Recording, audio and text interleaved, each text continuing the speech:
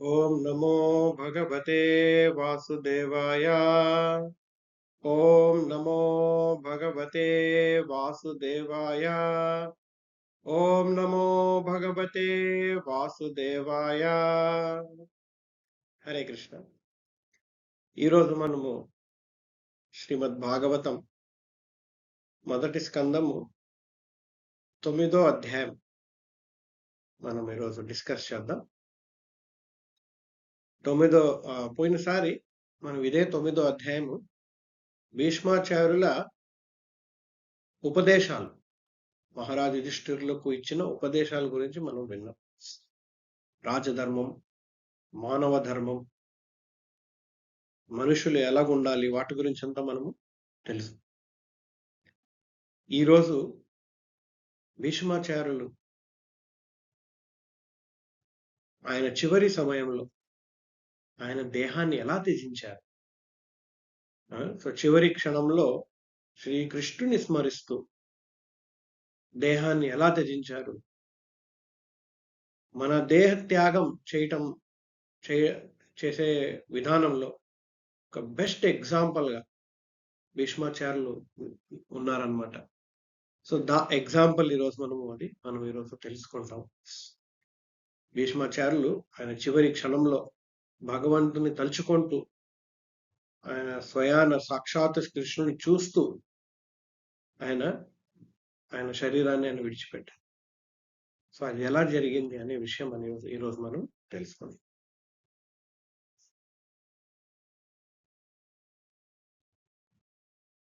ఓం అజ్ఞానతిమిరంధస్య జ్ఞానాంజనశలాకయా చక్షురున్మిళితం యేన తస్మై శ్రీ గురవే నమః. నమో ఓం విష్ణుపాదాయ కృష్ణప్రేష్ఠాయ భూతలే శ్రీమతే భక్తి వేదాంత స్వామిన్ ఇతి నామినే. నమస్తే సారస్వతే దేవే గౌరవాణి ప్రచారిణే నిర్విశేష శూన్యవాది పాశ్చాత్య దేశతారిణే. జయ శ్రీకృష్ణ చైతన్య ప్రభు నిత్యానంద శ్రీ అద్వైత గదాధర శ్రీవాసాది గౌరభక్త బృంద. హరే కృష్ణ కృష్ణ కృష్ణ హరే హరే, హరే రామ రామ రామ హరే హరే.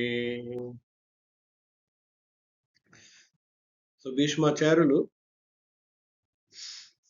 మహారాజు యుధిష్ఠిరులు ప్రశ్నించిన ప్రశ్నలన్నిటికీ సమాధానం చెప్పి యుధిష్ఠునికి రాజధర్మము, మానవ ధర్మం గురించి అంతా వివరించిన తర్వాత భీష్మాచార్యులు ఎవరైతే ఎంతో మంది సైన్యుల్ని ఎదురుగా శత్రువుల్ని సమరించే అంత శక్తి ఉన్నవారు, ఇన్ని పెద్ద పెద్ద విషయాలు మాట్లాడుతున్నవారు, ఆయన సడన్లీ ఆయన ఇవన్నీ మాట్లాడడం ఆపేసి డైరెక్ట్ గా శ్రీకృష్ణుని మీద, ఆయన ఎదురుగా నించుకున్న శ్రీకృష్ణుణ్ణి ఏకాగ్రతతో చూస్తూ ఆ కృష్ణుని మీద లీనమయ్యి ఆయనలో ఉన్న కల్మషాలన్నీ కూడా, అమంగళమైన కల్మషాలన్నీ కూడా తొలగించుకొని ఎప్పుడైతే ఆ భగవంతుని ఏకాగ్రతతో ఆయన ధ్యానం చూశారో, ఆయన శరీరంలో ఉన్న ఆ బాణాల వల్ల, చూపు బాణాల వల్ల ఆయనకు శరీరం మీద తగిలిన దెబ్బలు వల్ల వచ్చిన ఆ బాధలు వెంటనే వాటినన్నిటిని ఆయన మర్చిపోగలిగారు. ఆ నొప్పంతా పోయింది. బాహ్యంగా జరుగుతున్నవన్నిటిని ఆయన పక్కన పెట్టి డైరెక్ట్ గా ఆయన శ్రీకృష్ణుని మీద చూస్తూ లీనమైపోయారు. భగవద్గీతలో శ్రీకృష్ణుడు చెప్తున్నాడు, అంత కాలే చ మామేవ స్మరన్ ముక్త్వా కలేవరం.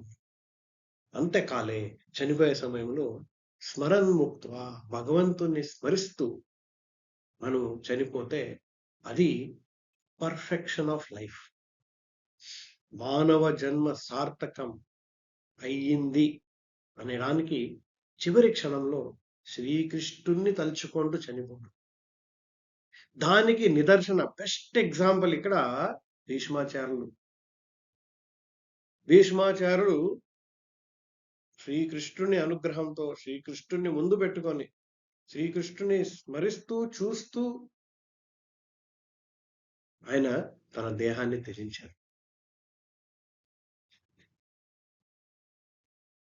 భీష్మాచార్యులకు తెలుసు యోగ పద్ధతుల ప్రకారము ఉత్తరాయణంలో ఉన్నప్పుడు సూర్యుడు ఉత్తరాయణంలో ఉదయిస్తుండగా దేహం త్యజిస్తే మళ్ళీ ఈ లోకంలో మర్త్య లోకాల్లో మనం జన్మించడం ఉండదు.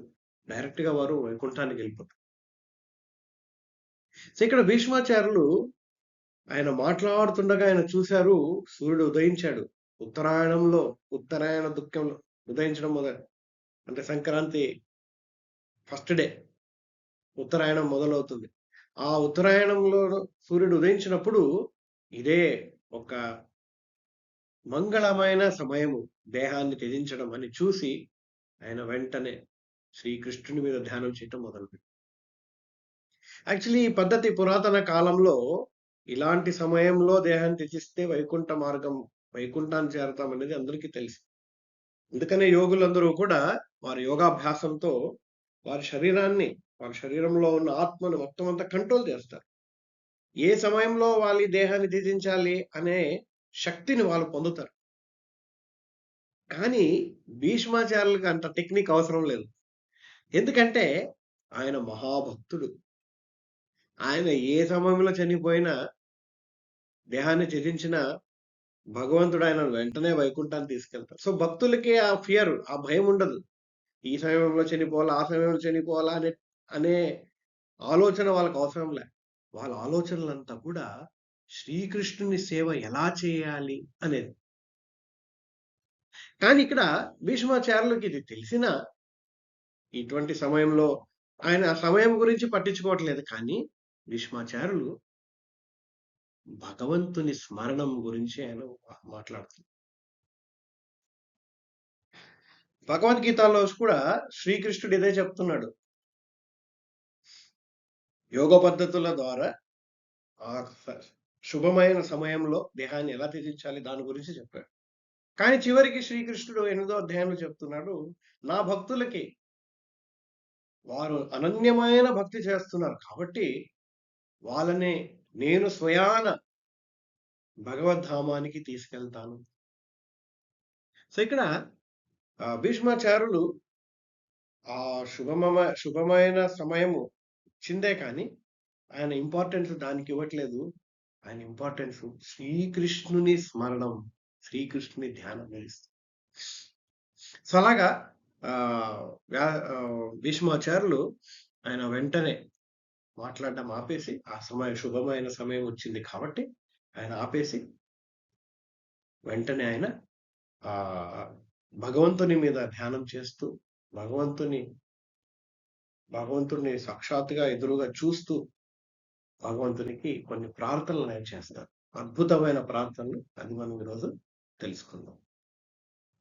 సో మొదటికి భీష్మాచార్యులు అంటారు, శ్రీ భీష్మ ఉవాచ భగవతి సాత్వత పుంగవే ఇతిమతిర్ ఉపకల్పిత వృష్ణ భగవతి సాత్వత పుంగవే విభూమ్ని స్వసుఖం ఉపగతే క్వచిత్ విహర్తుం ప్రకృతిం ఉపేయుషి యద్భవ ప్రవాహ. సో భీష్మాచార్యులు అంటున్నారు, ఇతిమతిర్ ఉపకల్పిత వితృష్ణ. ఇంతవరకు నా ఆలోచన శక్తులన్నీ కూడా రకరకాల విషయాల మీద నేను విస్తరించాను. వితృష్ణ ఎందుకంటే భీష్మాచార్యులు ఆయన క్షత్రియుడు, అడ్మినిస్ట్రేటర్. ఏవేవో రాజ్యభారము, రాజ్య పరిపాలన గురించి ఆలోచిస్తుండేవారు ఇంతవరకు. కానీ ఆయన అంటున్నారు, ఇంకా అవన్నీ నేను విరమించుకుంటున్నాను. వితృష్ణ భగవతి సాత్వత పుంగవే. అవన్నీ విరమించి నేనేం చేస్తున్నాను? సాత్వత పుంగవే. ఆ దేవాది దేవుడు శ్రీకృష్ణుని మీద ఏకాగ్రత నేను పెట్టాలనుకున్నాను. ఇంక అవన్నీ పక్కన పెట్టి, విషయాలన్నీ పక్కన. బికాస్ ఇంక నేను నా చనిపోయే సమయం వచ్చింది. దేహాన్ని త్యజించే సమయం వచ్చింది. ఇంక మిగతా పనులన్నీ పక్కన. మిగతా ఆలోచనలన్నీ పక్కన. మామూలుగా చనిపోయే సమయంలో ఆ పనులు మిగిలున్నాయి. అక్కడ వీళ్ళకి చేయాల్సిందుంది. వాళ్ళకి లోన్‌లు కట్టాలనుంది. వాళ్ళ దగ్గర నుండి డబ్బులు తీసుకోవాలని ఇవన్నీ ఆలోచిస్తారు. కానీ భీష్మాచార్యులు ఏం చేస్తున్నారిక్కడ? అవన్నిటిని ఆయన పక్కన పెట్టి, ఆలోచనలన్నీ, విస్తరించిన ఆలోచనలన్నిటిని ఆయన ఆలోచన శక్తిని తీసుకొచ్చి భగవంతుని మీద కేంద్రీకృతం చేస్తారు. ఇది మనకి బెస్ట్ ఎగ్జాంపుల్. ఆయన రాజ్యభారాన్ని రాజ్యాన్ని పరిపాలిస్తున్నారు కాబట్టి ఆయనకి ఎన్నో విషయాలుంటాయి ఆలోచించడానికి.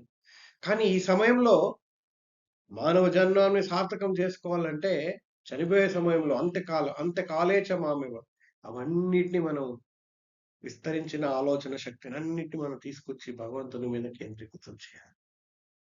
ఎవరి మీద? ఆ దేవాది దేవుడు శ్రీకృష్ణుడు ఎవరైతే సాత్వత పుంగవే. ఇక్కడ భీష్మాచార్యులు కృష్ణుని సాత్వత పుంగవే అంటే భక్తుల నాథుడు. భగవంతుడు ఆత్మరాముడు. ఆయనకు ఈ భూలోకంలో రావాల్సిన అవసరం లేదు. మనమందరం ఎందుకు ఈ భూలోకంలో జన్మిస్తున్నాము? మనము జన్మించి ఏదో ఒక సాధించాలి, ఆనందించాలి మనం జన్మిస్తున్నాం. భగవంతునికి ఏం సాధించాలని ఉంది? భగవంతునికి ఏముంది ఆనందించడానికి ఈ భూలోకంలో? మరి భగవంతుడు ఎందుకు అవతరిస్తున్నాడు? తన భక్తుల కోసము. ఆ భక్తులను భక్తి మార్గంలో ప్రోత్సహించడానికి భగవంతుడు అవతరిస్తున్నాడు. సో ఆ భక్తుల నాథుడు మీద ఇంకా మీట నా ఆలోచన శక్తిని నేను కేంద్రీకృతం చేసుకుంటాను అని ఇక్కడ ఆయన ప్రార్థన మొదలు పెడుతున్నారు. తర్వాత అంటారు, త్రిభువన కమనం తమాల వర్ణం రవికర గౌర వరాంబరం దధానే. ఆయన అంటున్నారు, ఆ దేవాది దేవుడు శ్రీకృష్ణుడు విజయ సఖే. విజయ సఖే అంటే అర్జునుడు. అర్జునుని స్నేహితుడు, ఆత్మీయమైన అర్జునుని స్నేహితుడు. ఆయన అవతరించింది, ఆయన దివ్యమైన శరీరంలో ఆయన అవతరించాడు. అర్జునుని రథం మీద శ్రీకృష్ణుడు ఉండగా భీష్మాచార్యులు ఎదురుగా ఆయన చూస్తున్నాడు. శ్రీకృష్ణుని సుందరమైన రూపం. అది ఎలా కనిపించింది ఆయనకు? రవికర గౌర వరాంబర దధాని. రవికర సూర్యుని కాంతి శ్రీకృష్ణుని పీతాంబర వస్త్రం మీద పడినప్పుడు ఆ ఎల్లో కలర్ డ్రెస్సు షైన్ అవుతోంది. రవికర గౌర వరాంబర దధానే వపూర్ అలక. శరీరము చందనంతో స్మియర్ అయిన శరీరము, అద్భుతమైన ముఖార విందం, లోటస్ ఫేస్, వాటిని స్మరిస్తూ ఆయన చెప్తున్నారు, నా కోరిక ఇది తప్ప నా మనసులో ఇంకేమీ రాకూడదు. ఆ భగవంతుని దివ్యమైన రూపాన్ని నేను ధరించాలనుకున్నాను అని ప్రార్థిస్తున్నాను. సో మొదటికి భీష్మాచార్యులు అర్జున సఖ అంటున్నారు. ఎందుకంటే శ్రీకృష్ణుడు మనం డైరెక్ట్ గా కృష్ణ అని పిలిస్తే ఆయనకు నచ్చదు. శ్రీకృష్ణుని భక్తులతో కంబైన్ చేసి యశోదా నందన, నందనందన, దేవకీ నందన, పార్థసారథి అని మనం పిలిస్తే కృష్ణుడికి ఇంకా నచ్చుతుందంట. భక్తులతో కనెక్ట్ చేస్తూ మనము శ్రీకృష్ణుడిని సంబోధిస్తే శ్రీకృష్ణుడు మనం ప్రియులవుతాం. అందుకని ఇక్కడ భీష్మాచార్యులు విజయ సఖే రతిరస్తుమే అనవద్య, ఇంకా మిగతా విషయాలు ఏం అవసరం లేదు నాకు, ఆ శ్రీకృష్ణుడు విజయ సఖే ఆ! సో, ఇక్కడ అద్భుతమైన ఒక సంబంధం ఉంది. శ్రీకృష్ణునికి భీష్మాచార్య. భీష్మాచార్య శ్రీకృష్ణునితో ఒక వీరుని సంబంధం పెట్టుకున్నారు. మామూలుగా భక్తులంటే సౌమ్యంగా భగవంతుని దగ్గర ఆ! వినయత్వంతో పుష్పాలను అర్పిస్తారు. కానీ ఇక్కడ భీష్మాచార్యులు ఆయన క్షత్రియుడు. ఆ క్షత్రియుని సంబంధం శ్రీకృష్ణునితో పెట్టుకున్నారు. దాని డీటెయిల్ ఇంకా మనం నెక్స్ట్ శ్లోకాల్లో మనం చూస్తాం అన్నమాట. ఎలాగైతే ఒక యోధుడు యుద్ధం రణరంగంలో తన శత్రువులతో ఎలాగైతే పోటీ పడతాడో అటువంటి వీర్యం అయిన తేజస్సు కలిగిన యోధుడిలాగా శ్రీకృష్ణుడితో భీష్మాచార్యులు సంబంధం పెట్టుకుంటున్నారు. సో నెక్స్ట్ భీష్మాచార్యులు అంటున్నారు, యుధితురగ రజో విధుమ్ర విశ్వక్ కచలులిత శ్రమవారి అలంకృతాస్యే. ఆయన అంటున్నారు, ఆ యుద్ధం జరుగుతున్నప్పుడు మీ కేశవం, మీ జుట్టు, అద్భుతమైన జుట్టు అలాగ గాలి వేసినప్పుడు కదులుతుండగా చూసినాం. మీరు శ్రమపడి రథం నడుపుతుండగా మీ చెమట్లు మీ శరీరం మీద కారుతుండగా ఆ చెమట్లను చూస్తుండగా ఆ డ్రాప్స్ ని మీ శరీరంలో పడుతుండి చూస్తుండగా, అంతేకాకుండా నేను విసిరిన బాణాల మీద వల్ల మీ శరీరం మీద తగిలిన దెబ్బలు అవన్నీ మీ శరీరాన్ని అలంకరించింది. ఆ అలంకరించిన శరీరం నాకెంతో నచ్చింది. అటువంటి దృశ్యాన్ని, అటువంటి రూపము నేను స్మరిస్తూ ఉండాలి అనుకుంటున్నాను. సో శ్రీల ప్రభుపాద వారు దీన్ని ఎక్స్ప్లెయిన్ చేస్తారు. ఇప్పుడు భీష్మాచార్యులు శ్రీకృష్ణుని మీద బాణాలు విసురుతున్నారు. శ్రీకృష్ణుని శరీరం మీద బాణాలు తగులుతున్నాయి. ఆ బాణాలు తగిలిన వల్ల శ్రీకృష్ణుని శరీరంలో ఆయన దెబ్బలు తగిలాయి, రక్తం కారుతాం. మనమేమనుకుంటాం, అయ్యయ్యో ఇది చాలా తప్పు అయిపోయింది కదా. కానీ ఇందాక నేను చెప్పాను కదా, శ్రీకృష్ణునికి భీష్మాచార్యుల భక్తి సంబంధము అది విశేషమైనది. ఎలాగైతే యోధుడు ఇంకొక తన శత్రువుతో ఎలాగైతే సంబంధం పెట్టుకుంటారో అటువంటి సంబంధం. సో ఎలాగైతే ఒక వినయమైన భక్తుడు పుష్పాలు భక్తితో భగవంతుడు కల్పిస్తాడు, అలాగా ఇక్కడ భీష్మాచార్యులు తన బాణంతో కృష్ణుని పూజిస్తున్నాడు. ఇది విశేషమైన సంబంధం, ఇది మామూలు సంబంధం కాదు.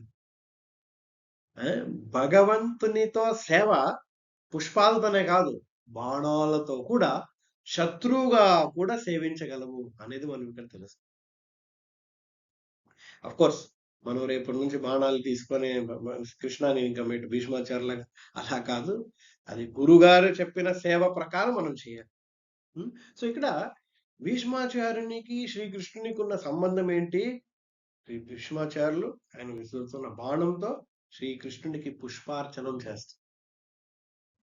అండ్ శ్రీకృష్ణుడు ఆనందంగా దాన్ని స్వీకరిస్తున్నాడు. ఆయనకు దెబ్బ తగిలినప్పుడు నా భక్తుడు నన్ను సేవిస్తున్నాడు, నన్ను శత్రువుగా నన్ను సేవిస్తున్నాడు, చాలా బాగుంది అని శ్రీకృష్ణుడు ఆనందిస్తున్నాడు అనమాట. ఇప్పుడు భీష్మాచార్యులు అంటున్నారు, ఆయన అనుకుంటున్నారు, ఆయన ఆలోచన శ్రీల ప్రభుపాద వారు వివరిస్తున్నారనమాట. ఇప్పుడు అర్జునుని మీద బాణం విసురుతుండగా శ్రీకృష్ణుడు భీష్మాచార్యులు కృష్ణుడి మీద కూడా బాణం విసురుతున్నాడు. తనకు హాని కలుగుతా ఉందని అర్జునుడు అక్కడ వదిలేసి పారిపోలే. మామూలుగా డ్రైవర్ నడుపుతున్నాడు, తనకి ఏదైనా ఇబ్బంది అనిపించిందంటే ఏం చేస్తాడు?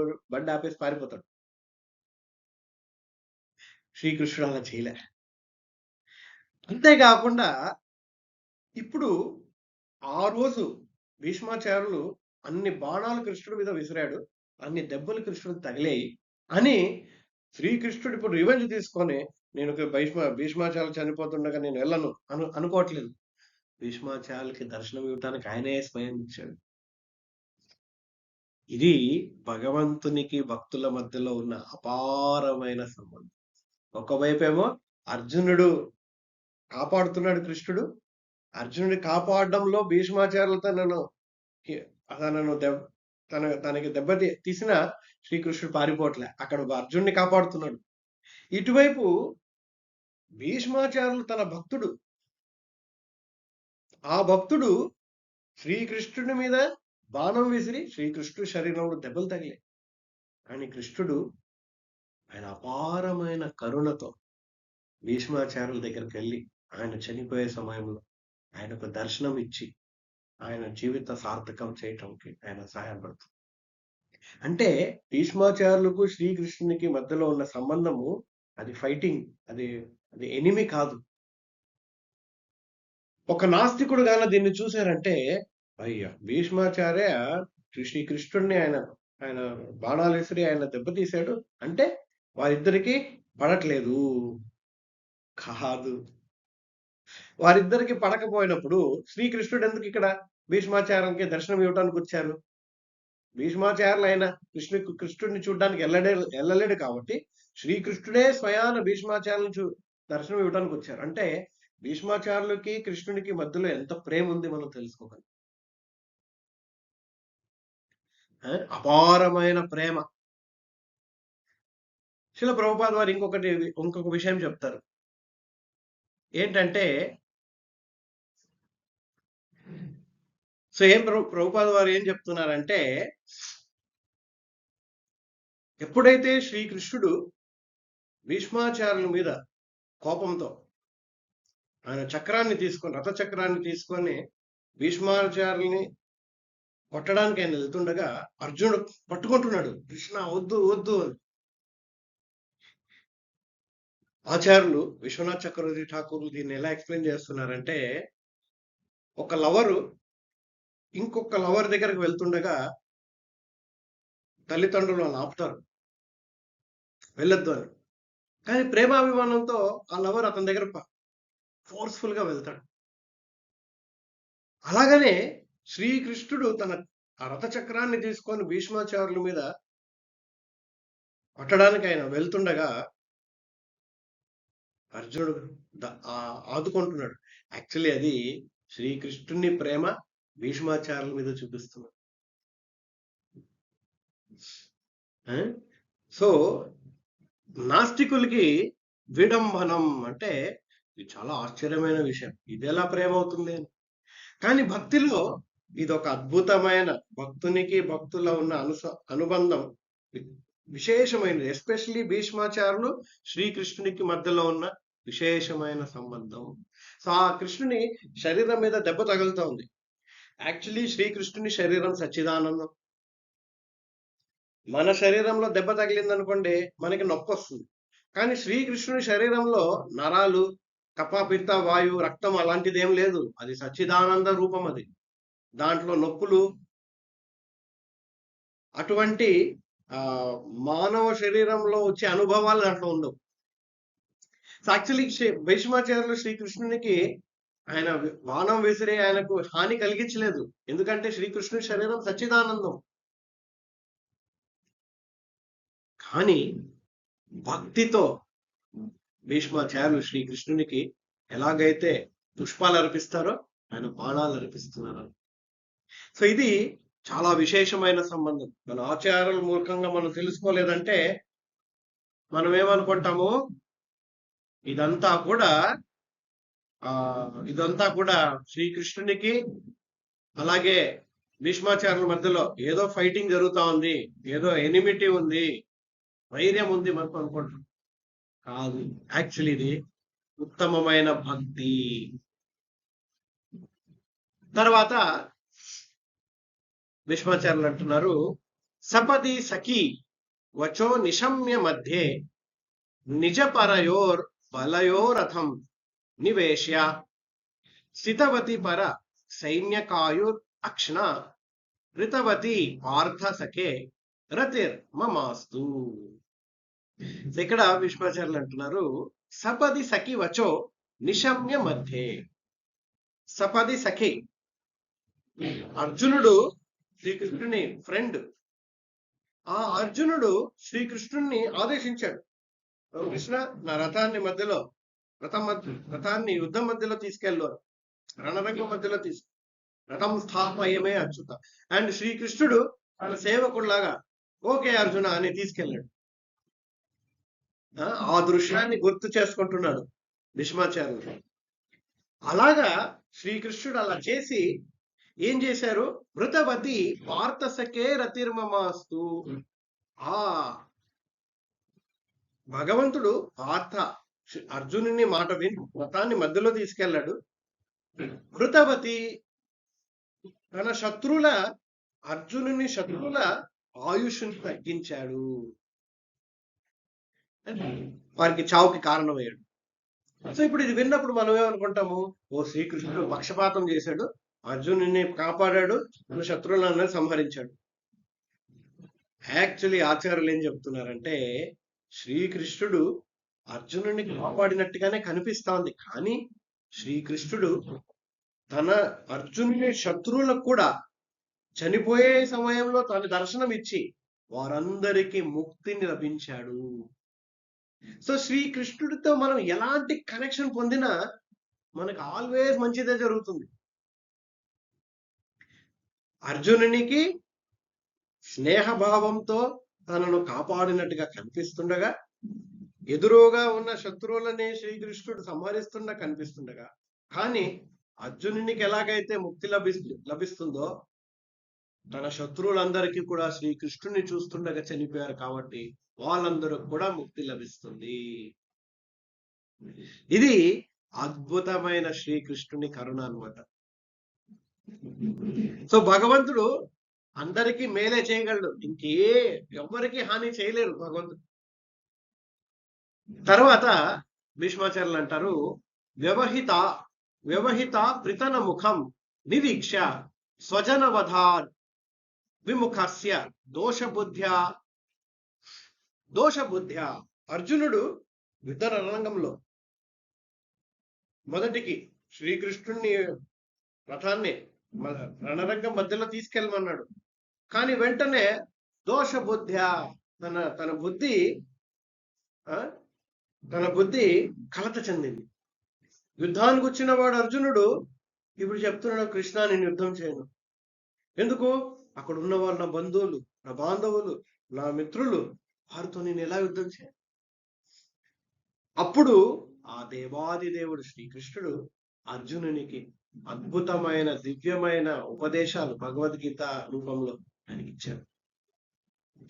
అది భీష్మాచార్యులు స్మరిస్తున్నారన్నమాట. ఆ భగవంతుడు నా ఆకర్షణం అవ్వాలి అని భీష్మాచార్యులు ప్రార్థన. యాక్చువల్లీ అర్జునుడు దోష బుద్ధి కాదు, బికాజ్ అర్జునుడు ఎల్లప్పుడూ కృష్ణుడు పక్కనే ఉంటాడు కాబట్టి. కృష్ణుడు సూర్యుడు లాంటి వాడు. సూర్యుడు ఎక్కడైతే ఉంటాడో అక్కడ చీకటి ఉండదు, అజ్ఞానం ఉండదు. సో అర్జునుడు ఎలాగిలా దోష బుద్ధి వచ్చింది? అలాగైతే యాక్చువల్లీ శ్రీకృష్ణుడే అర్జునుని అజ్ఞానంలో పెట్టి మనందరికీ భగవద్గీతను బోధించాడు. అర్జునునికి భగవద్గీత అవసరమే లేదు, తనకి శ్రీకృష్ణుడు పక్కనే ఉన్నాడు, తనకు సర్వ జ్ఞానం తనలో ఉంది. కానీ మనందరి కోసము అర్జున్ని ఒక నిమిత్తంగా వాడుకొని మనందరికీ భగవద్గీత బోధించాడు అర్జునుని ద్వారా. నెక్స్ట్ భీష్మాచార్యులు అంటారు, స్వనిగమం అపహాయ మత్ ప్రతిజ్ఞ. నా ఒక్క కోరికను తీర్చడానికి, నా ప్రతిజ్ఞను తీర్చడానికి ఆ భగవంతుడు ఋతం అధికర్తుం అవలుప్తో రతస్థ రథం నుంచి దిగి రథ చక్రాన్ని తీసుకొని, రథ చక్రాన్ని ఆయుధంగా మార్చుకొని నన్ను చంపడానికి వచ్చాడు. యాక్చువల్లీ ఏం జరుగుతుందంటే, మహాభారతంలో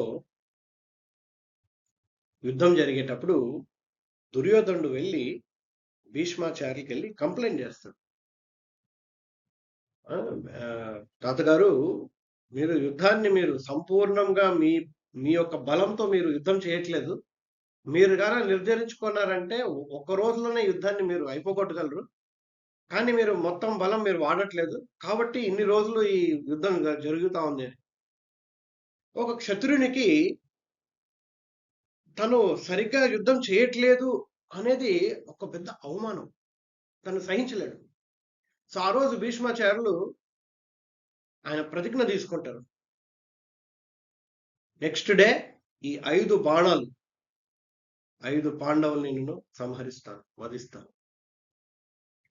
యాక్చువల్లీ భీష్మాచార్యులకు 5 బాణాలు చాలు. ఒక 5 నిమిషాలు కూడా కాదు, 5 సెకండ్లో 5 బాణాలు విసిరేసి అయిపోతుంది ఫినిష్. అంత వీరుడు. సో దుర్యోధనుడు చాలా ఆనందంగా ఉన్నాడు. ఓ నెక్స్ట్ డే అయిపోతుంది యుద్ధం, నేను ఇంకా రాజు అయిపోతాను అని. సో అప్పుడు దుర్యోధనుడు అంటాడు, ఈ 5 బాణాలు నాకు ఇవ్వండి, రేపు తెల్లవారు మళ్ళీ మీకు గుర్తు చేసి మీకు ఇస్తానంటాడు. సో దుర్యోధనుడు 5 బాణాలు పట్టుకెళ్ళిపోతాడు. తన రాత్రిపూట తన పండుకొండగా పక్కన పెట్టుకుంటాడు. ఈ విషయము పరమాత్ముడైన శ్రీకృష్ణుడు తెలిసింది. ఏంటి, భీష్మాచార్యుడు డిసైడ్ చేసేసాడు ఇంకా రేపు పొద్దున్నే యుద్ధం అయిపోవాలి అని. భీష్మాచార్యుడు ఆయన వీరుడు, ఆయన డిసైడ్, మహారథి అతిరథి, ఆయన డిసైడ్ చేశాడంటే అయిపోయింది ఇంకా యుద్ధం. సో శ్రీకృష్ణుడు అంటాడు, శ్రీకృష్ణుడు అర్జున్ దగ్గరికి వెళ్ళి, అర్జున నువ్వు దుర్యోధను దగ్గరికి వెళ్ళి ఇంతకు ముందు నువ్వు తనకి చేసిన ఒక సహాయానికి తను నీకు ఇంకా ఏదో ఒక సహాయం చేస్తాను, ప్రతి సహాయం చేస్తాను అన్నాడు. ఆ సహాయం తీసుకోవడానికి ఇప్పుడు అవకాశం వచ్చింది, వెళ్ళు అని. ఇంతకు ముందు అర్జునుడు దుర్యోధనుడికి ఒక యుద్ధంలో సహాయం చేసి, దుర్యోధనుడు అప్పుడు అడుగుతాడు, నీకే వరం కావాలో కోరుకో, నీకేం కావాలని నేను ఇవ్వడానికి సిద్ధంగా ఉన్నాను. సో అప్పుడు అర్జునుడు అన్నట్టు సమయం వచ్చినప్పుడు అడుగుతానులే అంటాడు. సో ఇప్పుడు అర్జునుడు దాన్ని గుర్తు చేసి, శ్రీకృష్ణుడు దాన్ని గుర్తు చేసి అర్జునునికి, అర్జున ఈ రోజు నైటే నువ్వు వెళ్ళి దుర్యోధనుడు పండుకునే ముందు అతని దగ్గర 5 బాణాలునే దాన్ని తీసుకొచ్చాడు. సో అర్జునుడు నైట్ దుర్యోధన క్యాంప్కి వెళ్ళి దుర్యోధన దగ్గరికి, దుర్యోధన నీ దగ్గరికి నువ్వు గుర్తుందా, నేను ఇంతకు ముందు నేను నీకు సహాయం చేసినాను, దానికి నువ్వు నాకు ప్రతి సహాయం చేస్తానని నువ్వు నాకు చెప్పావు, ఇప్పుడు ఆ సమయం వచ్చింది. సో దుర్యోధనుడు అంటాడు, ఏం కావాలి కోరుకో, నేను దాన్ని చేయడానికి సిద్ధంగా ఉన్నాను, ఈ రాజ్యం అంతా ఇచ్చేసేయమంటావా, యుద్ధం ఆపేయమంటావా, ఇచ్చేస్తానయ్యా అంటాడు. అర్జున్ అంటాడు, లేదు అంతంత అవసరం లేదు, నీ దగ్గర ఏదో 5 బాణాలు ఉన్నాయంట, భీష్మాచార్యులు ఇచ్చారు, ఆ 5 బాణాలు నాకు ఇచ్చేసేయంట. సో దుర్యోధనుడికి ఇంకా అతను అనుకోండి కళ కలగా నిజమైపోతుంది అనుకున్నాడు, అది ఇంకా అయ్యేట్టు కనిపించట్లే. సో అప్పుడు దుర్యోధనుడు అడుగుతాడు, నీకు ఎలా తెలిసింది అంటే, కృష్ణుడు నాకు ఇలా చెప్పాడంట. సో దుర్యోధనకి ఇంకా కోపం వస్తుంది. తెల్లవారి అయిపోయింది, భీష్మాచార్యులు దుర్యోధన దగ్గరికి వచ్చి, ఎక్కడ నా 5 బాణాలు ఇచ్చి ఈ రోజు నేను పాండవులందరినీ సంహరించి మన యుద్ధాన్ని గెలుస్తామంటాడు. దుర్యోధనుడు అంటాడు, లేదు, అది నిన్న రాత్రి అర్జునుడికి ఇచ్చేశాను నేను, శ్రీకృష్ణుడు అర్జునుడు నా దగ్గర సో భీష్మునికి చాలా కోపం వస్తుంది. తన క్షత్రియ పేరు నిలబెట్టాలి, ఇంకా దుర్యోధనుడు తనను అవమానించాడు, ఇప్పుడు తనను నిరూపించుకోవాలనుకున్నప్పుడు శ్రీకృష్ణుడు దానికి అడ్డపడుతున్నాడు.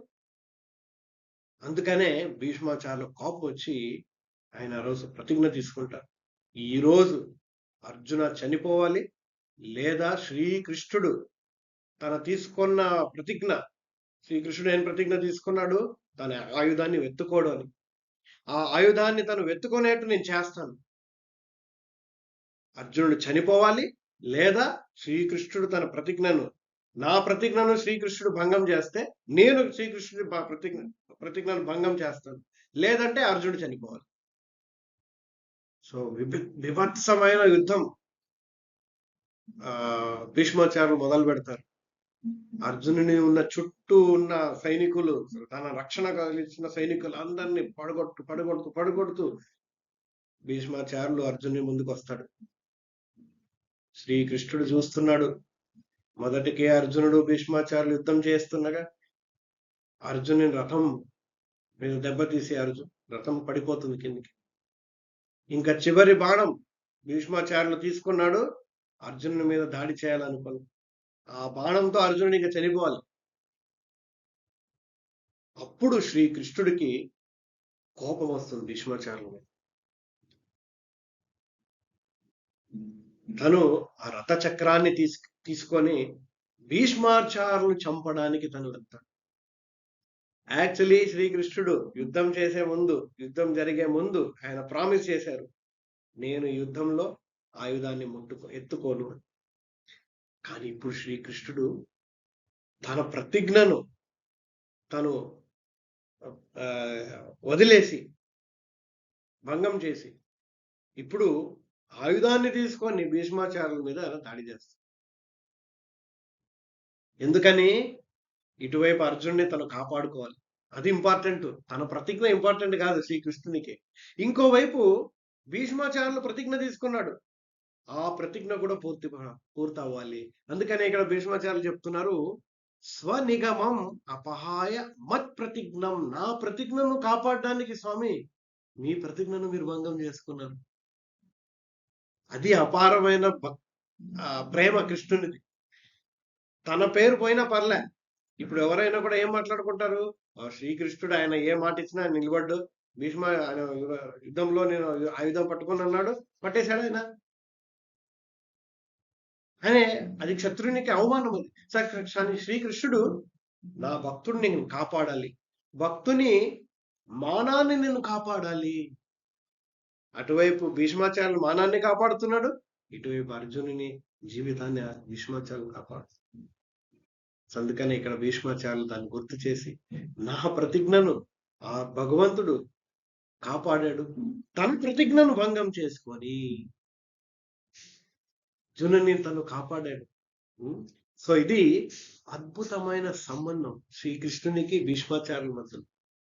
భీష్మాచార్యులు శ్రీకృష్ణునికి ఒక శత్రువుగా, ఒక క్షత్రియునిగా, ఒక వీరుడుగా సంబంధాన్ని తను భక్తిపూర్వకంగా ఆయన చేస్తున్నాడు. శ్రీకృష్ణుడు కూడా అలాగే తను స్వీకరిస్తున్నాడు. భక్తుడు భగవంతుని ముందు శత్రువు యొక్క రూపంలో, భావనతో కనిపిస్తున్నాడు. భక్తుడు కూడా అటువంటి సేవించడానికి తను కూడా సిద్ధమయ్యాడు. మామూలుగా భక్తుడు ఏం చేయాలి, ఓహో నేను శ్రీకృష్ణుడికి విరుద్ధంగా యుద్ధం చేయనప్పా, కానీ తనకు సేవ అదే. ఏంటది సేవ? శ్రీకృష్ణుడికి విరుద్ధంగా యుద్ధం చేయాలి, అదే నీ సేవ. అది భీష్మాచార్యులు ఆయన ఆ సేవిస్తున్నారు. ఇటువైపు శ్రీకృష్ణుడు కూడా తన భక్తుణ్ణి తన శత్రువుగా చూసే ఒక సేవను స్వీకరిస్తున్నాడు. ఇది శ్రీకృష్ణునికి భీష్మాచార్యుల మధ్యలో ఉన్న అద్భుతమైన సంబంధం. ఈ సంబంధము ఒక శత్రు సంబంధం కాదు. ఇది ఇందాక నేను చెప్పిన శత్రు సంబంధం అయి ఉంటే ఎందుకు శ్రీకృష్ణుడు భీష్మాచార్యుని చూడడానికి వస్తున్నారు? చనిపోయే సమయంలో దర్శనం ఇవ్వడానికి వస్తున్నారు.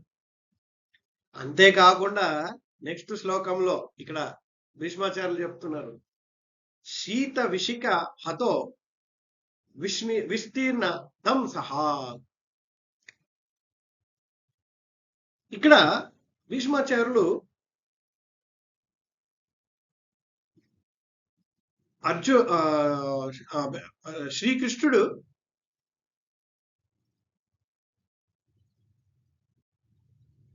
శ్రీకృష్ణుడిని తను వారిద్దరి మధ్యలో ఉన్నది ప్రేమ అనుబంధం. ఎందుకంటే ఇక్కడ భీష్మాచార్యులు ఏం చెప్తున్నారంటే, ధృతరథ చరణో అభ్యస చలదుగో. ఆయన అంటున్నారు, నా మనసంతా కూడా ఈ చనిపోయే సమయంలో మీరు తప్ప ఇంకేమీ ఉండకూడదు. ఇప్పుడు భీష్మాచార్యులకి శ్రీకృష్ణుని మధ్యలో ఎనిమిటీ ఉందనుకోండి, శత్రుత్వం ఉందనుకోండి, భీష్మాచార్యులు ఎందుకు చనిపోయే సమయంలో కృష్ణుడే నా మనసులో ఉండాలనుకుంటాడు? కృష్ణుడు లాస్ట్ లో ఉండాల తన శత్రు అయి ఉంటే, కానీ భీష్ముడు అలా అనుకోవట్లేదు. సో అంటే ఇక్కడ వారిద్దరి మధ్యలో యాక్చువల్లీ ఉన్నది ప్రేమ, అనురాగం. కాబట్టి శ్రీకృష్ణుడు కరుణతో భీష్మాచార్యుల్ని దర్శనం ఇవ్వటానికి వచ్చారు. భీష్మాచార్యులు ప్రేమానుభావంతో కృష్ణుడి మీద బాణం విసురుతున్నారు. సో సో బయట ఆ నాస్తికులు లేదా ఈ తత్వాల్ని తెలియని వారు ఏమనుకుంటారు? భీష్ముడు శ్రీకృష్ణుడి మధ్యలో శత్రుత్వం ఉంది, భీష్ముడు శ్రీకృష్ణుడి మీద బాణం విసిరాడు, దెబ్బతీశాడు. కాదు, అదంతా భక్తియుతమైన సేవ. సో నెక్స్ట్ భీష్మాచార్యులు అంటారు, విజయరథ కుటుంబ ఆత్తతోత్రే ధృతహయ రశ్మిని తత్ శ్రీయే క్షణీయే. ఆ భగవంతుడు రథసారథి రూపంలో అర్జుని రథం మీద నించుకున్నాడు కదా, ఆ రూపాన్ని నేను ధరించాలనుకున్నాను. ఒకవైపు శ్రీకృష్ణుడు ఆ రథ చావటిని పట్టుకున్నాడు, ఇంకో చేతులతో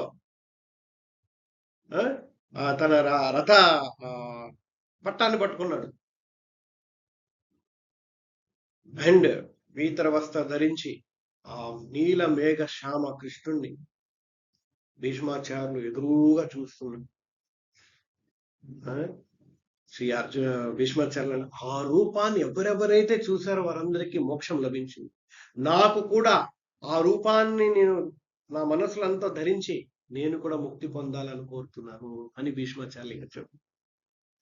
యాక్చువల్లీ శిల ప్రభుపాదారు చెప్తున్నారు, భీష్మాచార్యులు ఇక్కడ ఇంకొక విషయం చెప్తున్నారు సీక్రెట్ గా. ఏంటది? అర్జునునికి ఈ యొక్క దివ్యమైన రూపం దర్శనం లభించలేదు. ఎందుకంటే అర్జునుడు శ్రీకృష్ణుని వనకున్నాడు.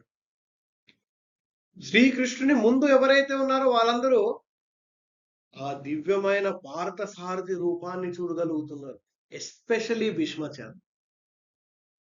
సో భీష్మాచార్యులు అంటున్నారు, అర్జునుని కన్నా ఈ విషయంలో నేను చాలా అదృష్టవంతుడు. ఆ రూపాన్ని, భారత సారథి రూపం, ఒక చేతితో చావటిని ఇంకొక చేతితో పట్టాన్ని పట్టుకొని ఆ శ్రీకృష్ణుడు రథాన్ని నడిపిస్తున్నాడు. ఆ అద్భుతమైన రూపాన్ని చూడటం నా అదృష్టము.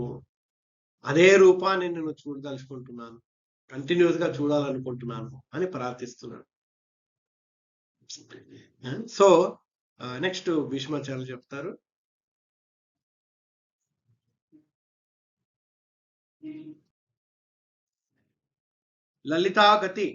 లలిత గతి విలాస వల్గుహాస ప్రణయ నిరీక్షణ కల్పితోరుమాన. ఇంతవరకు అర్జునుని గురించి, రణరంగంలో జరిగిన విషయాల గురించి భీష్మాచార్యులు స్మరిస్తున్నారు కృష్ణులీల. ఇప్పుడు శ్రీకృష్ణుని బృందావనం లీల గురించి మాట్లాడుతున్నారు. బృందావనంలో గోపికలు శ్రీకృష్ణుని భక్తిలో లీనమైపోయి శ్రీకృష్ణునితో సమానత్వాన్ని పొందారు. శ్రీకృష్ణునితో నృత్యం చేస్తున్నారు, శ్రీకృష్ణునితో ఆడుకుంటున్నారు. శ్రీకృష్ణుడు ఒకసారి శ్రీకృష్ణుడిని వాళ్ళు విమర్శిస్తున్నారు. అంటే శ్రీకృష్ణుడికి ఎంత అధికారం ఉందో వాళ్ళకు కూడా అంతే అధికారం వచ్చింది. యాక్చువల్లీ అర్జునునికి శ్రీకృష్ణుని సంబంధంలో అంత అధికారం శ్రీకృష్ణుడు వారికి ఇవ్వలే, అర్జునునికి ఇవ్వలే, వారి ఫ్రెండ్స్. కానీ శ్రీకృష్ణునికి గోపికలకు మధ్యలో ఉన్న అనుబంధం ఇంకా ఆత్మీయమైంది. సో భీష్మాచార్యులు ఆ గోపికల కరుణను కోరుతూ ఈ ప్రార్థన నేను చెప్తున్నాను. ఆ గోపికల కరుణ నా మీద ఉందంటే నాకు కూడా ముక్తి లభిస్తుంది. మునిగణ నృపవర్య శంకులే అంతః సదసి యుధిష్ఠిర రాజసూయ ఏషాం. యుధిష్ఠుడు రాజసూయ యజ్ఞం చేసినప్పుడు పెద్ద పెద్ద గన్యులందరూ ప్రపంచం నుంచి, ఈ విశ్వంలో ఉన్న ముక్కోటి దేవతలు, ఇంకా పెద్ద ఋషులు, మునివర్యులు అందరూ కూడా దిగొచ్చారు. ఆ అందరి గణ్య వ్యక్తులలో మహాగణ వ్యక్తి శ్రీకృష్ణుడే. ఆయన సామాన్యుడిగా కనిపిస్తున్నాడు, సామాన్యుడిగా అందరితో పాటు తిరుగుతున్నాడు. యుధిష్ఠునికి తమ్ముడుగా, శ్రీకృష్ణుని అర్జునునికి స్నేహితుడుగా, నకుల సహదేవునికి అన్నయ్యగా, కొందరికి స్నేహితుడుగా, కొందరికి శత్రువుగా కనిపిస్తున్నాడు ఇక్కడ. కానీ అందరి మధ్యలో మహానుభావుడు, గణ్య వ్యక్తి. ఆ రాజసూయజ్ఞంలో ఎంత పెద్ద పెద్ద విఐపీలు వచ్చారు, కానీ అందరికన్నా విఐపి, వివివివిఐపి అది శ్రీకృష్ణుడు అని ఇక్కడ భీష్మాచార్యులు చెప్తున్నారు. నెక్స్ట్, తం ఇమం అహం అగ్నం శరీర భాజాం హృది హృది దిశితం ఆత్మకల్పిత తానాం. ఆ భగవంతుడు ప్రతి హృదయంలో పరమాత్ముడుగా ఉన్నాడు. అదే భగవంతుడు నిరాకార బ్రహ్మన్గా కూడా ఉంది. ఆ భగవంతుని పరమాత్ముని రూపం, నిరాకార బ్రహ్మ రూపం అంతా కూడా అద్వయం. అదే శ్రీకృష్ణుడు పరమాత్ముడు, అదే శ్రీకృష్ణుడు నిరాకార బ్రహ్మ, అదే శ్రీకృష్ణుడు నారాయణుడు, అదే శ్రీకృష్ణుడు వామన రూపం, అదే శ్రీకృష్ణుడు నరసింహ రూపం. అది భీష్మాచార్యుల భగవత్ సాక్షాత్కార జ్ఞానం. యాక్చువల్లీ ఇవన్నీ వేరే కాదు. నారాయణ, నరసింహ, విష్ణు, జగన్నాథ్ స్వామి అందరూ కూడా శ్రీకృష్ణుడే. అద్వయం, అద్వైతం, అచ్యుతం, అనాది అనంత రూపం. అన్ని అనంత రూపాలు ఉన్న అద్వయం, అది రెండు కాదు, అందరూ ఒక్కళ్ళే. సో ఈ యొక్క సాక్షాత్కారం పొందడం చాలా ఇంపార్టెంట్. మనము భేదం చేయకూడదు. రాముల వారు గొప్ప, శ్రీకృష్ణుడు గొప్ప కాదు. రాముల వారే శ్రీకృష్ణుడు, నారాయణుడే శ్రీకృష్ణుడు, నరసింహనే శ్రీకృష్ణుడు. అలా మనం భేదం చూపించకూడదు. అది భీష్మాచార్యులు ఇక్కడ తెలియజేస్తున్నారు. ఇలాగా భీష్మాచార్యులు మాట్లాడుతుండగా ఆయన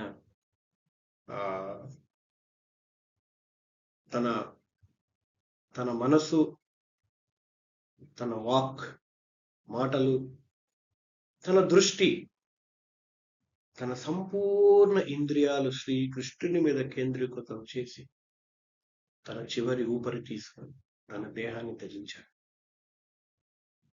చూడండి, ఇది చనిపోయే సమయంలో జరగాల్సిన పద్ధతి. ఆ భగవంతుని దివ్యమైన రూపాన్ని చూస్తూ, భగవంతుని నామాల్ని వింటూ, భగవంతుని నామాన్ని పలుకుతూ మనసంతా కూడా భగవంతుని నింపి ఇంకా మిగతా ఏ విషయాలు పట్టించుకోకుండా కేంద్రీకృతం చేసి ఆ భగవంతుని దివ్య లీలాల్ని స్మరిస్తూ మనం భగవంతుని మన దేహాన్ని మనం త్యజించాలి. అటువంటి భావనతో త్యజిస్తే నెక్స్ట్ అదే భావన మన నెక్స్ట్ లైఫ్ లో మనం కంటిన్యూ అవుతుంది. శ్రీకృష్ణుని ధామంలో మనం జన్మిస్తాం.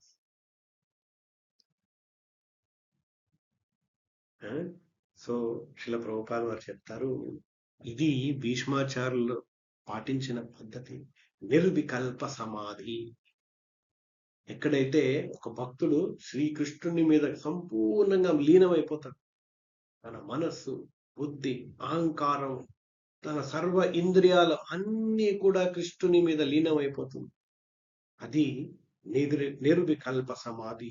ఇది మానవ జన్మంలో ఉత్కృష్టమైన సాధన. గోపాల్ వారు ఇంకొక విషయం చెప్తారు, మనందరికి ఇంట్రెస్టింగ్ పాయింట్ ఇది. ఏంటంటే భీష్మాచార్యులకు ఇటువంటి ముక్తి లభించింది, మనందరికీ కూడా సాధ్యము. ఇదొక భీష్మాచార్యులు ఒకరికే కాదు, ఆయన 8 వసువులలో ఒకరు. అంత ఉత్తమమైన జీవులైన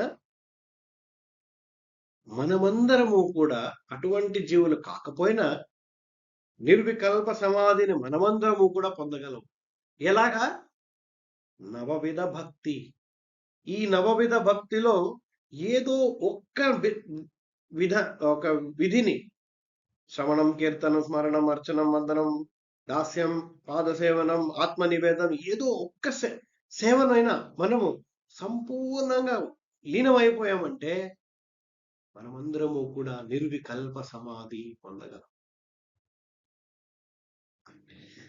భీష్మాచార్యులకు జరిగిన యునిక్ సిచ్యువేషన్, మనమందరము కూడా ఆ పొజిషన్ మనం పొందగలం. యాక్చువల్లీ ప్రతి జీవుడు అటువంటి పొజిషన్కి రావాల్సిన బాధ్యత వారికందరికీ ఉంది. ఇది గోల్, మనందరి గోల్. లేదంటే ఒక కుక్క కూడా పుడుతుంది, చనిపోతుంది. మానవుడు కూడా పుట్టి చనిపోయాడంటే ఇంక ఉపయోగం ఏంటి? కానీ మానవ జన్మంలో తను చేయాల్సింది భీష్మాచార్యులు ఇక్కడ మనందరికీ ఒక ప్రాక్టికల్ ఎగ్జాంపుల్ గా చూపిస్తుంది. ఇప్పుడు మనందరికీ డౌట్ వస్తుంది, అదేంటి ప్రభు, భీష్మాచార్యులు నేరుగా కృష్ణుని చూస్తున్నారు, మన కృష్ణుడు లేదు కదా ప్రభు?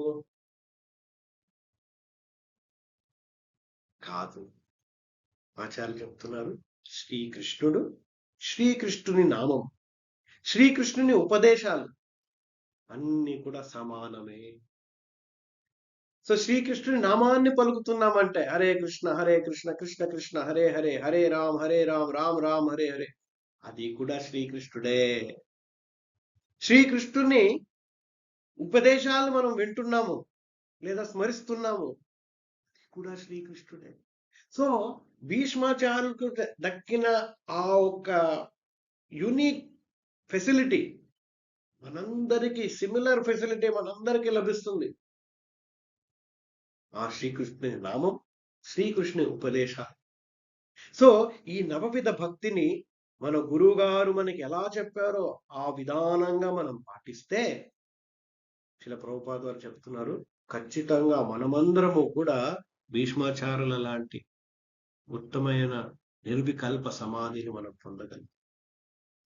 ఈ భాగవతంలో ఇవన్నీ స్టోరీస్ ఎందుకు చెప్తున్నారంటే మమ్మల్ని అందరినీ ప్రోత్సహించడానికి, అలాంటి సేవ మనం కూడా చేయాలని. సో భీష్మాచార్యులు చనిపోయే సమయంలో ఎలా మనం చనిపోవాలి, మోస్ట్ ఇంపార్టెంట్ లెసన్ అది.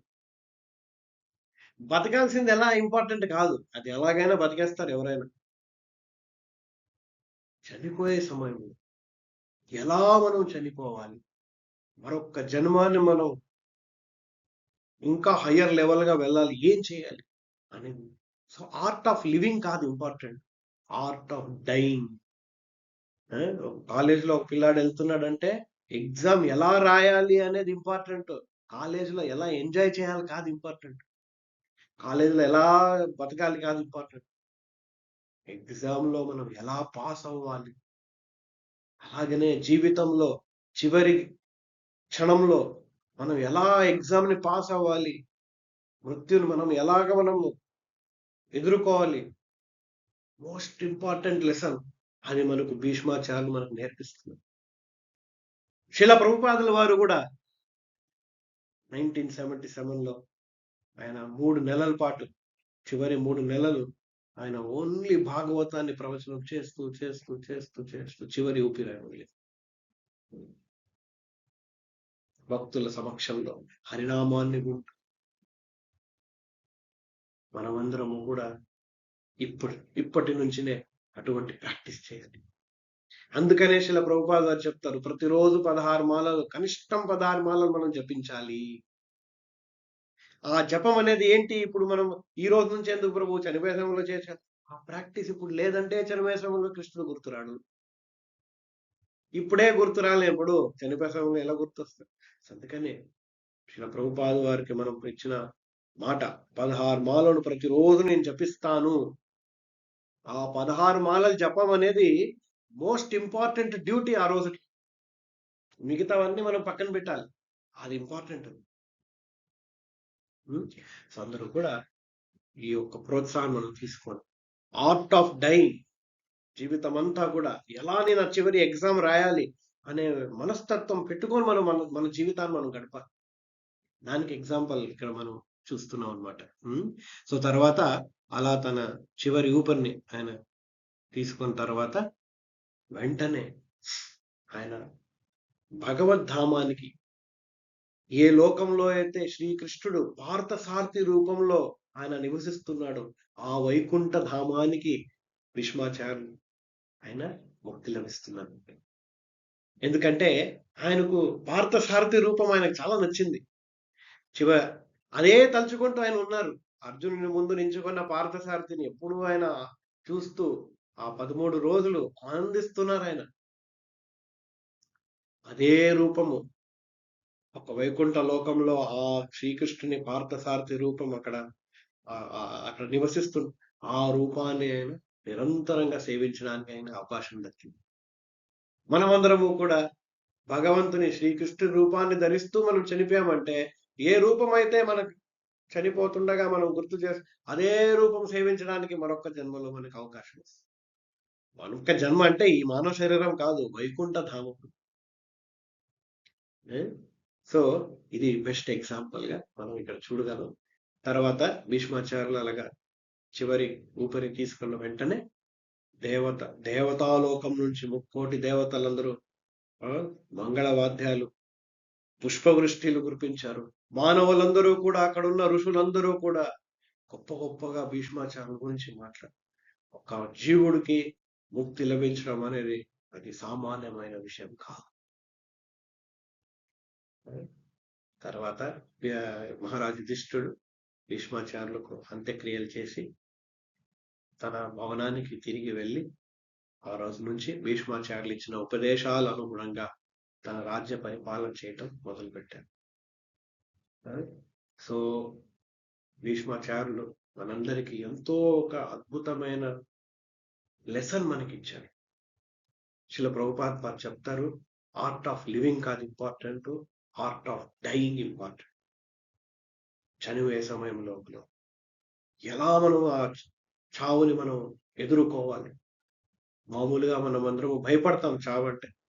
కోవిడ్ వచ్చినప్పుడు అందరూ కూడా హాస్పిటల్ పరిగెత్తుతున్నారు, ఇంట్లో కూర్చొనేశారు. కానీ భక్తుడు ఆ చావుని ఎదుర్కొంటాడు. ఎలాగైతే ఒక స్టూడెంట్ ఎగ్జామ్ బాగా ప్రిపేర్ అయ్యంటే ఎప్పుడు ఎగ్జామ్ వస్తుందబ్బా అని అతను వెయిట్ చేస్తాడు. ఎగ్జామ్ ప్రిపేర్ అవని వాడు ఎగ్జామ్ ఎప్పుడు పోస్ట్ పోన్ అయిపోతుందబ్బా అనుకుంటాడు. సో మనమందరము కూడా ఎగ్జామ్ ప్రిపేర్ అవ్వాలి. అది భీష్మాచార్యులు మనందరికీ నేర్పించారు. ఆయన నిరంతరంగా శ్రీకృష్ణునికి అద్భుతమైన సేవ చేశారు. ఒక వీరుని రూపంలో, మామూలుగా సామాన్యమైన వినయమైన భక్తుని రూపంలో కాదు. మామూలుగా బయట మనం టీవీ సీరియల్లో చూసి, లేదా మనం భాగవతం లేదా మహాభారతం వేరే వాళ్ళ ముఖం, వేరే వాళ్ళ ద్వారా మనం విన్న అభక్తుల ద్వారా విన్నప్పుడు మనకేమనిపిస్తుందంటే, భీష్మాచార్యుడు ఒక సామాన్యుడు, ఒక శ్రీకృష్ణుడితో యుద్ధం చేశాడు, ఫైట్ చేసుకున్నాడు. కాదు, ఆ ఫైటింగ్ శ్రీ భీష్మాచార్యులు సేవ శ్రీకృష్ణునికి. మనం ఎలాగైతే పుష్పాలు అర్పిస్తాం శ్రీకృష్ణుడికి, అష్టోత్తరమ కృష్ణుడికి అర్పిస్తాం, అలాగా భీష్మాచార్యులు బాణాల వృష్టిని శ్రీకృష్ణుడికి పుష్ప రూపంలో అర్పిస్తారు. సరే, పుష్పాల్ని బాణాల రూపంలో భీష్మాచార్యులు. అద్భుతమైన ఆ సంబంధం. మనమందరము ఎంతో రుణపడి ఉండాలి శ్రీల ప్రభుపాద వారికి. ఈ విషయాలందరూ కూడా మనకు నిజ తత్వాన్ని మనకు తెలియజేస్తున్నారు. లేదంటే మనం కూడా భీష్మాచార్యులు ఆయన మామూలు సామాన్యుడే, ఆయన భక్తుడు కాదు మనం అలా అనుకుంటాం. సో ఇలా మనము ఈ విషయాలన్నిటి మనం తెలుసుకోవాలి. సో నెక్స్ట్ వీక్ మనము ఇంకా కొన్ని నెక్స్ట్ టాపిక్, మనం నెక్స్ట్ చాప్టర్ మనం తెలుసుకుందాం. సో మార్చ్ 4th గౌర పూర్ణిమ మనం జరిపించుకుంటున్నాం. ఈ చైతన్య మహాప్రభు ఆవిర్భావ దినోత్సవం. యాక్చువల్లీ గౌర పూర్ణిమ అనేది మార్చ్ 3rd అనమాట. కానీ మార్చ్ 3rd గ్రహణం వచ్చింది. సాయంత్రం 6:46 వరకు గ్రహణం ఉందన్నమాట. కాబట్టి ఆ రోజు మేము ఓన్లీ సంకీర్తనం చేస్తున్నాం. ఆ సంకీర్తనం మన టెంపుల్‌లో చేస్తున్నాం. ఎవరైనా రాగలిగితే మన టెంపుల్‌కి రావచ్చు. లేదా లైవ్‌గా వాళ్ళు పార్టిసిపేట్ చేయొచ్చు. గ్రహణం సమయంలో మనం బయటికెక్కడికి ఎళ్ళకూడదు. మందిరంలో సంకీర్తనం చేయాలి. గ్రహణం అయిన వెంటనే మన స్నానం చేసుకొని, కొత్త బట్టలు అంటే వాష్ అయిన బట్టలు మనం వేసుకొని, మళ్ళీ భగవంతుని నామాన్ని జపించి మనం తర్వాత మనం పండుకోవచ్చు. అండ్ గ్రహణ సమయంలో మనం ఏం తినకూడదు. ఏమన్నా తిన్నామంటే ఆ గ్రహణ దోషం మనకు అంటుకుంటుంది. కాబట్టి ఆ! ఆ గ్రహణ సమయంలో భగవత్ నామస్మరణం కాకుండా ఇంకేం చేయకూడదు. ఆ! అండ్ ఆ రోజు చైతన్య మహాప్రభు ఆవిర్భావ దినోత్సవం కాబట్టి మనం ఆ రోజంతా ఉపవాసం ఉండాలి. ఆ! గ్రహణం అయిన తర్వాత మనం అనుకల్ప ప్రసాదం. ఏకాదశి వ్రతం అప్పుడు ఏదైతే తీసుకుంటామో అటువంటి ప్రసాదం మాత్రమే తీసుకోవాలి. అండ్ ఆ రోజు అందరూ కూడా మనం చేరి ఫెస్టివల్ చేయలేం కాబట్టి మనం మార్చ్ 4థ్ చాలా గ్రాండ్‌గా 108 కలశాలతో శ్రీకృష్ణునికి చైతన్య మహాప్రభువులకి అభిషేకం నితాయ గౌరంగులకి అభిషేకం ఉంటుంది మన గంభీరం టెంపుల్‌లో. దయచేసి అందరూ రండి. సాయంత్రం 6 గంటల నుంచి మొదలు. ముందు రోజు లైవ్‌గా సంకీర్తనం ఉంటుంది. దాంట్లో కూడా అందరూ పాల్గొనవచ్చు. So next week next topic continue చేద్దాం. हरे कृष्णा। श्रील प्रभुपाद की जय। श्री श्री राधा मदन मोहन की जय। श्री श्री प्रहलाद नरसिम्हदेव भगवान की जय। श्री श्री निताय गौरांग की जय। गौर पूर्णिमा की जय। श्रीमद् भागवतम की जय। हरे कृष्ण।